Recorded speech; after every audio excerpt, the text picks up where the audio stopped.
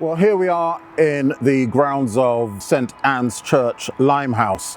And one of the wonderful things about this site, apart from the glorious Hawksmoor architecture, is that looking at the histories associated with this site, in particular looking at the baptisms and births that were recorded at this church from the 18th century, we can get a sort of snapshot of who was living here, what they were doing. Particularly with non-white populations, you can see their origins and their occupations and functions very, very clearly.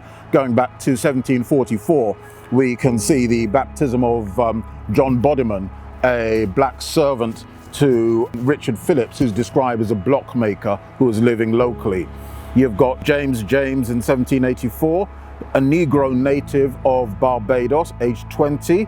2 years later, you've got Margaret Thompson, a Negro born in Africa, about 30 years of age. You have a distinct category of people who are also being baptized and buried here, who are the servants to many ship's officers and captains, again, who are living locally, such as Thomas Neptune, a Negro servant of Captain Francis Mitchelson of Nightingale Lane.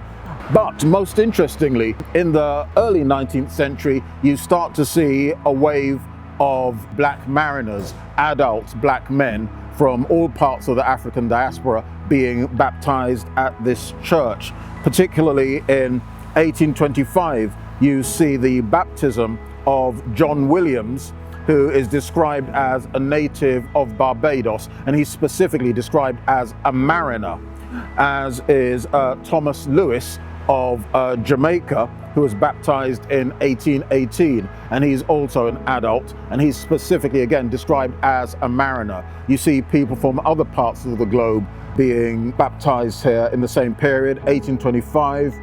So these otherwise dusty, sterile looking records are really a doorway into all sorts of lives, all sorts of adventures, victories, successes, failures, and above all, stories of settlement and forgotten legacy of this part of Limehouse.